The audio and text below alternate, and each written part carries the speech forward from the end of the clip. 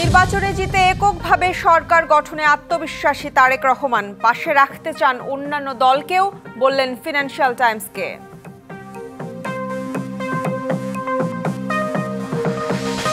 এবছর সারা দেশে শান্তিপূর্ণ হয়েছে শারদীয় দুর্গোৎসব, দাবি সংশ্লিষ্টদের। প্রতিহত করা হয়েছে অপ্রীতিকর ঘটনার চেষ্টা। চিকিৎসা বিজ্ঞানে যৌথভাবে নোবেল পেলেন যুক্তরাষ্ট্রের ব্রাঙ্কো রামস্টেল এবং জাপানের সাকাগুচি, রোগ প্রতিরোধ গবেষণার স্বীকৃতি।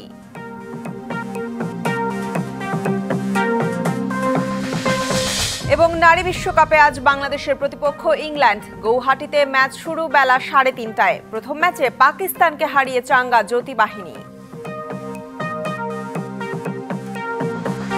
স্বাগত ডিবিসি সংবাদে। দেখছিলেন মার্কেন্টাইল ব্যাংক সংবাদ শিরোনাম। আপনাদের সাথে আছি সোনিয়া ফিনিশিতা।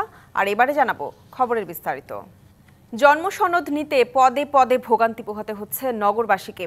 কখনো সার্ভার থেকে সনদ গায়েব হয়ে যাচ্ছে, কখনো সংযুক্ত হচ্ছে না ওয়েবসাইট। বছরের পর বছর ধরে চলছে এসব অবস্থা। এসব সমস্যা সমাধানে কার্যকর উদ্যোগ নেই ঢাকার 2 সিটি কর্পোরেশনের। জন্ম নিবন্ধন যারা নাই, এই যে উনি বিপদে। নগর জীবনের গুরুত্বপূর্ণ এক দলিল জন্ম নিবন্ধন সনদ। শুধু স্কুলে ভর্তিতেই নয়, চাকরিতে নিয়োগ কিংবা পাসপোর্ট, প্রতিটি ক্ষেত্রেই লাগে এই সনদ। তবে এটি নিতে এখনো নানা ভোগান্তি পোহাতে হয় নগরবাসীকে। আমার ভাইরা ভাই মারা গেছে আর কি, তার জন্ম নিবন্ধনে কাগজ আছে 15 সালে, কিন্তু এটা নিজে ঢোকানো নাই। বিভিন্ন জায়গায় করছি, বলতে যে আগে, আজকে আবার আমার আরেকজন বলছে যে এখানে যান, উনি সঠিক সমাধানটা দিতে পারবে। এখন এই জটিলতার জন্য আমার এখানে আসা। রাজধানীর ওয়ার্ড পর্যায়ে সনদ নিতে গিয়ে বিড়ম্বনার শিকার হন নাগরিকরা। তবে এজন্য সরকারের সিদ্ধান্তকে দুষছেন স্থানীয় পর্যায়ের দায়িত্বরতরা। আমাদের সাথে একবার মিটিং হয়েছে, এভাবে আমরা মনে করেন ডিডিএলজি দেখবে এক পথে সংশোধনের আবেদনটা। আমি যখনই আবেদন করে টাকাটা জমা দেব, সাথে সাথে এই আবেদনটা ডিডিএলজিতে চলে যাবে। যদি ডিডিএলজি মহোদয়রা সাথে সাথেই দেখে অ্যাপ্রুভাল দিয়ে দেয়, তাহলে জনগণের আর এত কষ্ট হয় না। আর 5-7 বছর পরে করি, কিন্তু 5-7 বছর পরও তো আমার সেই একই জটিলতার আরেক ধাপ বাংলা ও ইংরেজি ভাষার নাম নিয়ে। একই ভোগান্তি মৃত্যু সনদের ক্ষেত্রেও। তবে এই সমস্যার সমাধান চান নগরবাসী। আমি এখানে আসছি আমার 3 বাচ্চার জন্ম নিবন্ধন বানাবো। আমার জন্ম নিবন্ধন আমার হাজবেন্ডের জন্ম নিবন্ধনে ইংলিশে করা। তখন উনি বলছে যে বাংলায় করতে হবে, আগে আপনি এখানে এসে আলাপ করেন। এখন ওনার সাথে আলাপ করছি, যে বলছে যে আগে আমাদের এটা ঠিক করতে হবে। জন্ম নিবন্ধন নিয়ে যে সমস্যাগুলো হচ্ছে আমাদের সিটি কর্পোরেশনে, এই সমস্যাগুলো অচিরে সমাধান হয়ে যায় আশাই চাচ্ছি। জন্ম মৃত্যু নিবন্ধন সনদ ইস্যুতে জটিলতা কমাতে কাজ করছে সিটি কর্পোরেশন। সমস্যা কিছুটা কমে এসেছে বলেও জানালেন এই কর্মকর্তা। জন্ম নিবন্ধনে আমি তো দেখছি যে এই নিয়ে কিন্তু সাধারণ নাগরিক কিন্তু কমপ্লেন নাই। কমপ্লেনটা ছিল এইটাই যে আমাদের ঢাকা দক্ষিণ সিটি কর্পোরেশন ত্রুটিপূর্ণ একটা ছিল, এটি এখন নাই। যার কারণে আমাদের তো এখন যে আছে এটি ন্যাশনাল সার্ভারের সাথে লিঙ্ক করা আছে। সুতরাং এই নিয়ে ভালো চলছে। আমার কাছে এই ধরনের কোনো রিপোর্ট নাই যে কোনো জনগণ এই জিনিসটা তারা করতে পারছে না। জন্ম মৃত্যু নিবন্ধন আনবে দেশে সুশাসন। তবে গেল 1 বছরে এমন প্রতিপাদ্য থাকলেও এখনও নানা ধরনের জটিলতায় রয়েছে নগরবাসী। তবে জন্ম নিবন্ধনের ক্ষেত্রে সকল ধরনের জটিলতার অবসান ঘটুক, এমন প্রত্যাশা করছে জনসাধারণ। হাসিব পান্থ, ডিবিসি নিউজ, ঢাকা। বাংলাদেশ ও মিয়ানমার সীমান্তের শূন্যরেখা ও অভ্যন্তরে পুঁতে রাখা মাইন বিস্ফোরণে বেড়েছে জীবন নাশসহ পঙ্গুত্বের ঝুঁকি। সীমান্তের চোরাপথে গরু, মহিষ, মাদক ও চোরাই পণ্য পাচারসহ অবৈধভাবে অনুপ্রবেশের সময় ঘটছে মাইন বিস্ফোরণ। সংঘবদ্ধ চক্রের অর্থের লোভ আর অসচেতনতা এ ধরনের ঘটনার জন্য অনেকাংশে দায়ী, বলছে বিজিবি।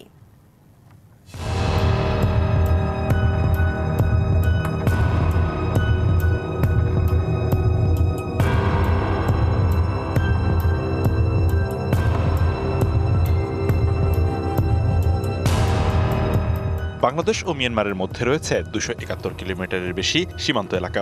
এর মধ্যে প্রায় 65 কিলোমিটার জলসীমান্ত আর 206 কিলোমিটারের বেশি স্থলসীমান্ত।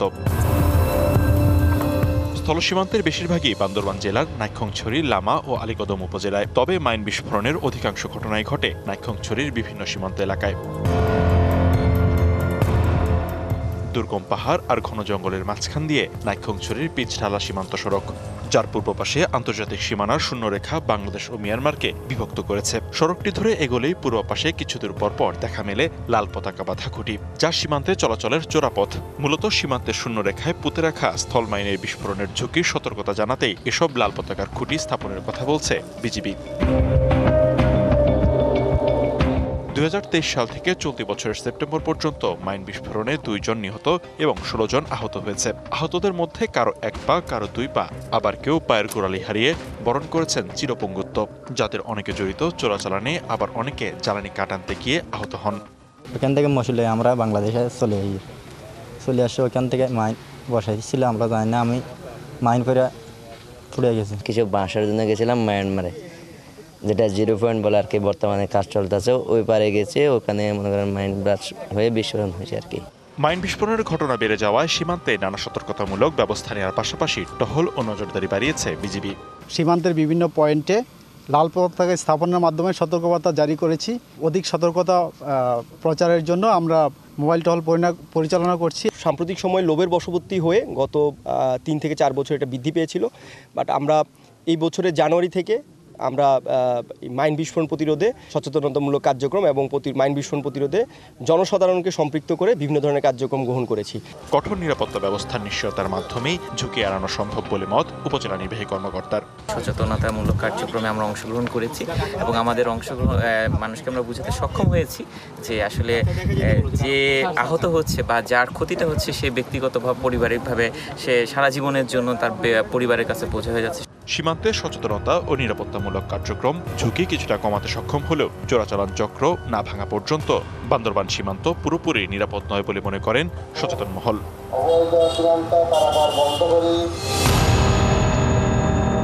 DBC news desk. চুয়াডাঙ্গায় সারের ব্যবসা এখনও নিয়ন্ত্রণ করছে পুরনো সিন্ডিকেট। কয়েকটি পরিবারের হাতে জিম্মি জেলার কৃষক। চাহিদামতো সার না পাওয়ায় ব্যাহত হচ্ছে উৎপাদন। কারসাজির অভিযোগ আছে স্থানীয় আওয়ামী লীগ ও বিএনপির নেতাদের বিরুদ্ধে। বাজারে প্রতিযোগিতা নিশ্চিত করতে দাবি উঠেছে ডিলার নিয়োগ ও বিতরণ নীতিমালায় পরিবর্তনের। চুয়াডাঙ্গার সারের ব্যবসা নিয়ন্ত্রণ করছে কয়েকটি পরিবার। তাদের দৌরাত্মে ভর্তুকি মূল্যে সার পাচ্ছে না কৃষক, এতে ব্যাহত হচ্ছে খাদ্য উৎপাদন।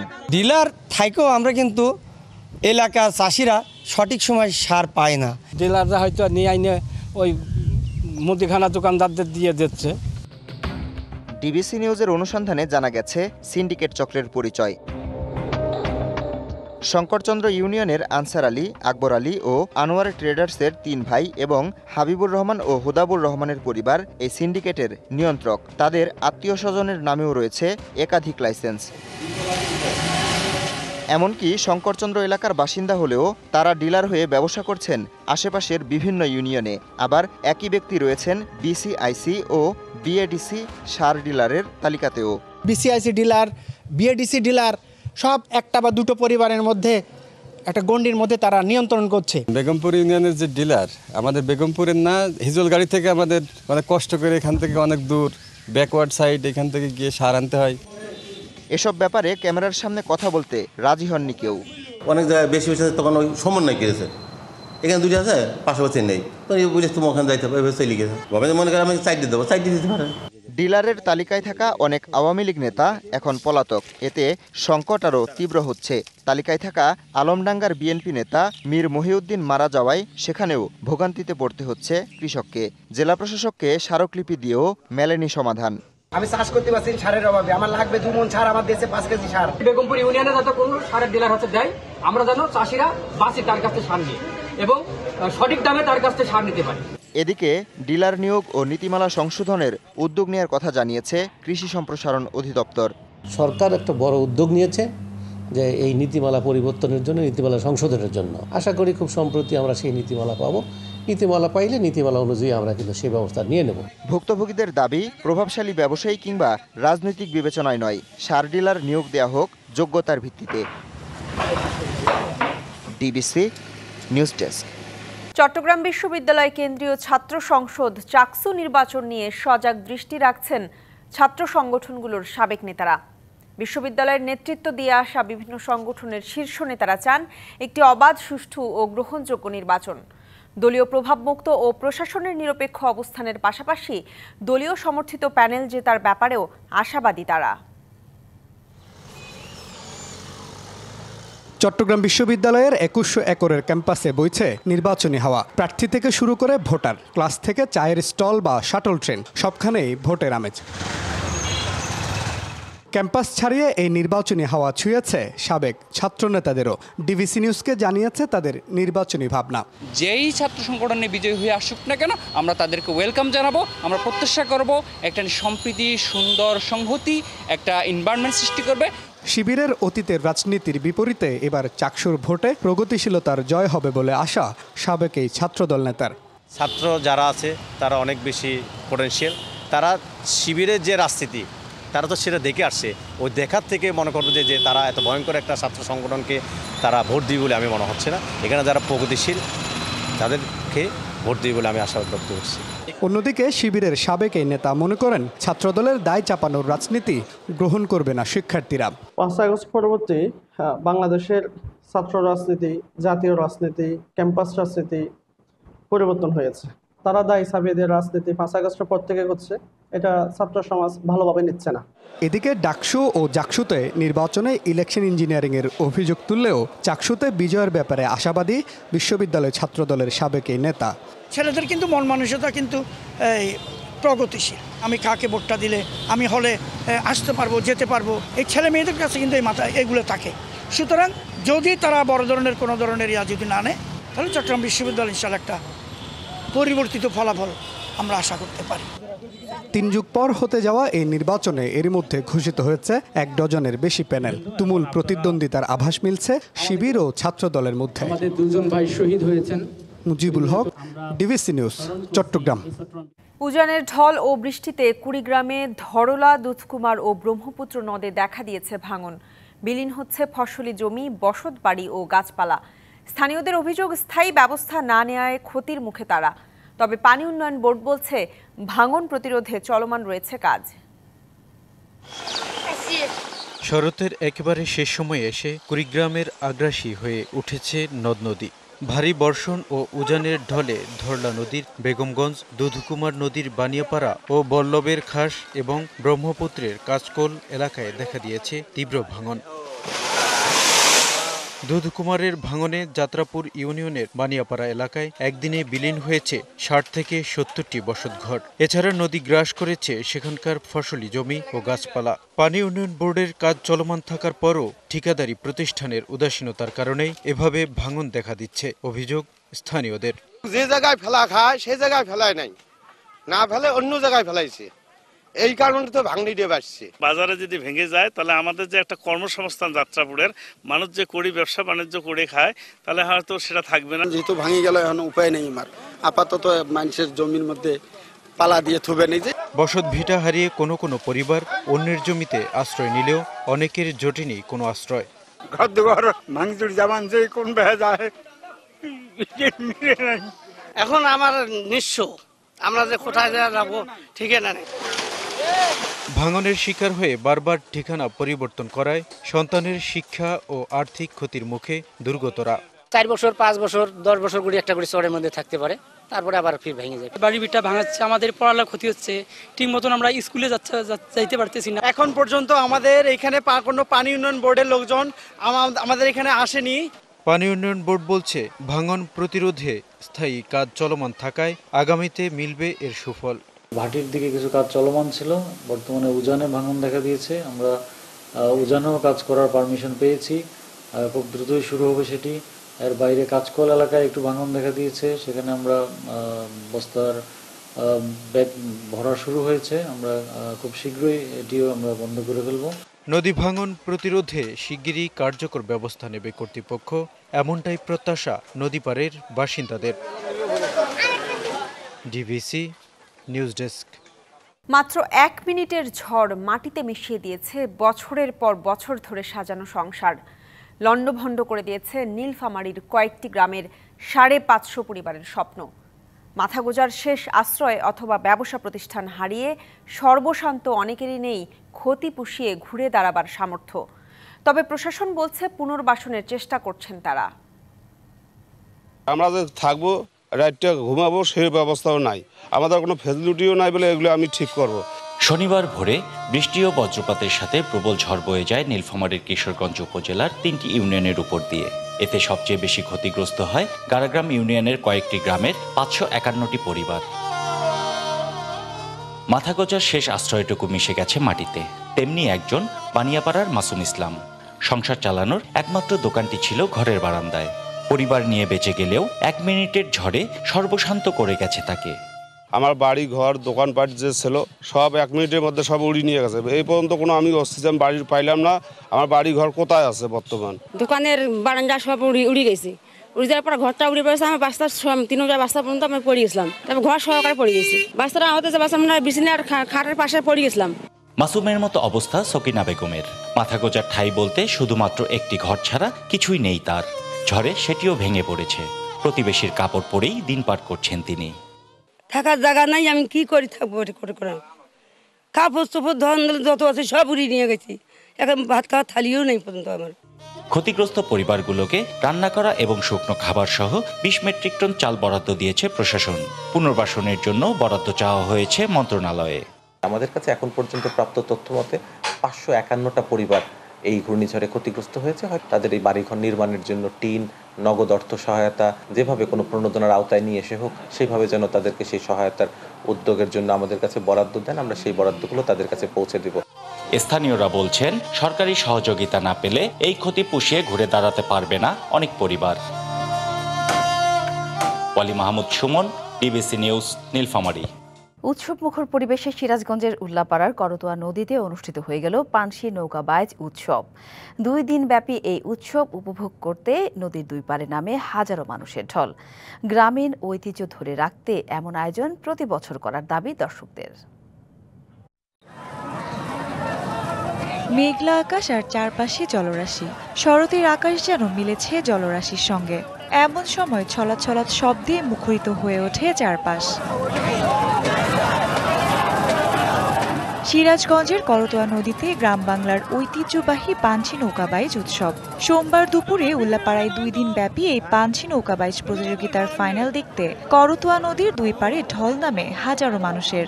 এমন আয়োজন উপভোগ করতে পেরে উচ্ছ্বসিত তারা। জারি গানের তালে তালে বইটার যে শব্দ মনোমুগ্ধর গ্রাম বাংলার একটা ঐতিহ্য, সেটা কিন্তু আমরা দেখতে এসে কিন্তু অনেক ভালো লাগছে। নৌকাবাইজ দেখে আমার ছেলে সন্তানকে নিয়ে দেখতে খুব ভালো লাগছে। সারা জীবনে নিয়ে এরকম ভাবেই হয়। ছোট থেকে দেখে আসছি, এখনো হচ্ছে, অনেক ভালো লাগতেছে দেখতে। আমার বাপ দাদা আদি যুগের মানুষ যারা আনন্দ উপভোগ করত, সেই জিনিসটা আবার ফিরে আসছে। শুধু সিরাজগঞ্জ নয়, ঐতিহ্যবাহী এমন আয়োজন দেখতে পাবনা ও নাটোরের মানুষ আসে নদীর দুই পারে। আবহমান গ্রাম বাংলার ঐতিহ্য আর সংস্কৃতিকে টিকিয়ে রাখতে এমন আয়োজন প্রতি বছর করার দাবি তাদের। অনেক লোক আসছে এখানে, আবার এটা আরো দীর্ঘজীবী হোক, আরো ভালো হবে। আজকের এই আয়োজনটা ব্যাপক উৎসাহ এবং উদ্দীপনার সাথে এই আয়োজনটা সম্পাদিত হচ্ছে। আমরা এসে ব্যাপক আনন্দিত। পুরনো স্মৃতি এইগুলো আমাদের চলমান, এই ধারা অব্যাহত থাকা অত্যন্ত প্রয়োজন। ঐতিহ্যকে টিকিয়ে রাখার পাশাপাশি নতুন প্রজন্মের মাঝে এর ধারা ছড়িয়ে দিতেই এমন আয়োজন বলছেন আয়োজকরা। এটা একদিকে যেমন বিনোদনের জন্য আমরা এটা করেছি, অপরদিকে গ্রাম বাংলার ঐতিহ্যকে আমরা ধারণ করে আবার এই নৌকাবাজ আবার শুরু হয়েছে এবং তারই ধারাবাহিকতায় আমরা আজকে নৌকাবাইজের আয়োজন করেছি। আমরা আশা করি এ ধারাবাহিকতা থাকবে। নৌকাবাইজ উৎসবে অংশ নেয় 16টি পানশি নৌকা। গ্রুপ পর্বের খেলা শেষে বিজয়ী হয় শাহজাদপুরের সোনার মদিনা। DBC news desk. ফেব্রুয়ারিতে ত্রয়োদশ জাতীয় সংসদ নির্বাচন। সারা দেশ প্রস্তুত হচ্ছে একটি অবাধ, সুষ্ঠু ও গ্রহণযোগ্য নির্বাচনের জন্য। কি ভাবছেন সাধারণ মানুষ থেকে শুরু করে আগামীর জনপ্রতিনিধিরা? সে কথা জানাতে ডিবিসি নিউজের ইলেকশন এক্সপ্রেস ছুটে যাচ্ছে সব সংসদীয় আসনে। এখন রয়েছে সংসদীয় আসন 40, বগুড়া 5-এ। স্বাগত জানাচ্ছি সিএসআরএম ডিবিসি ইলেকশন এক্সপ্রেসে। আজ সারাদিন থাকবো বগুড়া 5 এবং 6 আসন। আমার সঙ্গে এই মুহূর্তে যুক্ত আছেন শেরপুর উপজেলা ইসলামী আন্দোলন বাংলাদেশের সাধারণ সম্পাদক। কথা বলবো, জানার চেষ্টা করবো আগামী নির্বাচনে এই আসনটি থেকে ইসলামী আন্দোলন বাংলাদেশ কতটা শক্তিশালী। স্বাগত আপনাকে CSRM ডিবিসি ইলেকশন এক্সপ্রেসে। যদি আপনারা জোটে না যান সেক্ষেত্রে আপনি কতটা আশা করছেন, প্রত্যাশা করছেন যে জনগণ আপনাকে বেছে নেবে অন্যান্য দল বাদে? আসসালামু আলাইকুম ওয়া রাহমাতুল্লাহি ওয়া বারাকাতুহু। প্রিয় দেশ ও প্রবাসী ভাই বোনেরা, সবাইকে জানাই ডিবিসি ইলেকশন এক্সপ্রেসের মাধ্যমে শুভেচ্ছা। আলহামদুলিল্লাহ, আমাদের যদি জোট না হয় তাহলে আলহামদুলিল্লাহ, আমি 14 সালে এখানে প্রার্থী ছিলাম, নির্বাচনে যায় নাই দল। 18 সালে নির্বাচন করেছে, আলহামদুলিল্লাহ সারা পেয়েছিলাম, কিন্তু দিনের ভোট রাতে হওয়ার কারণে ভোট গণনায় আমরা তেমন ভালো কিছু করতে পারি নাই। যাই হোক, আলহামদুলিল্লাহ এবার জোয়ার এসেছে, বিশেষ করে ইসলামের পক্ষে জোয়ার এসেছে।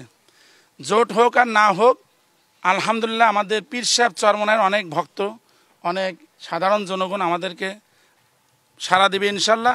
কারণ এখানে দীর্ঘদিন হলো আমি মানবতার কল্যাণে কাজ করে যাচ্ছি। বিশেষ করে বেকার যুবকদের ট্রেনিং দিয়ে দেশি বিদেশি চাকরি তথা আত্মকর্মসংস্থানের ব্যবস্থা করেছি, বিভিন্ন সেবামূলক কাজ করেছি। বিশেষ করে করোনাকালীন আমরা যারা বাবা মায়ের লাশ রেখে পালাইতো তাদের লাশ দাফন কাফন আমরা করেছি। তারপরে বিভিন্ন সংকটের সময় আমরা বিভিন্ন ত্রাণ সামগ্রী বিতরণ করেছি, ঈদের সময় ঈদ সামগ্রী, শীতকালে শীত বস্ত্র, এইভাবে অনেক সেবা যত্ন করেছি। এখনও মানুষের কল্যাণে আমরা কাজ করে যাচ্ছি। আশা করা যায় একক প্রার্থী থাকলেও দল যদি এককভাবে নির্বাচন করে আমরা ইনশাল্লাহ এখানে বিজয়ী হব, এই আশা আমরা করতে পারছি। জামাতের সঙ্গে আপনারা জোটে যান, সেক্ষেত্রে আপনাকে যদি এই আসন থেকে প্রার্থিতা বা সরে যেতে বলে তখন আসলে কি করবে? যে আলহামদুলিল্লাহ, যেহেতু আমরা ইসলামী দল করি, আমিরের আনুগত্য করি, সেই হিসাবে কেন্দ্রীয় নির্দেশনা আমাদের অবশ্যই ফলো করতে হবে। আমাদের পক্ষ থেকে, জোটের পক্ষ থেকে সমঝোতার প্রার্থী যেই হোক আমরা তাকে মেনে নিয়ে কাজ করবো ইনশাল্লাহ। কারণ আমাদের একটা চ্যালেঞ্জ, বর্তমানে মানুষ ইসলাম চায়, ইসলামকে ক্ষমতায় দেখতে চায়। এজন্য আমরা বিশ্বাস করি মানুষ এবার জোটের যে প্রার্থী হোক সবাই হৃদ্যতার সাথে, আন্তরিকতার সাথে গ্রহণ করবে ইনশাল্লাহ। এই যে 16 বছর 17 বছর আপনারা সে পরিমাণ কোনো কাজ করতে পারেননি, সাধারণ মানুষের দোরগোড়া যেতে পারেন, নানা বাধা বিপত্তির মধ্যে দিয়ে চলতে হয়েছে। পাশাপাশি সনাতন ধর্মাবলম্বী যারা আছেন তারা আসলে আপনাদেরকে বেছে নেবে কেন, কি কারণটা? বিশেষ করে 16-17 বছরে সেই ফ্যাসিস্ট সরকারের আমলে অনেক নির্যাতিত আমরাও হয়েছি, আমি নিজেও জেল খেটেছি। তারপরে এর আগের সরকারের আমলে আমি এখানে নির্যাতিতও হয়েছি।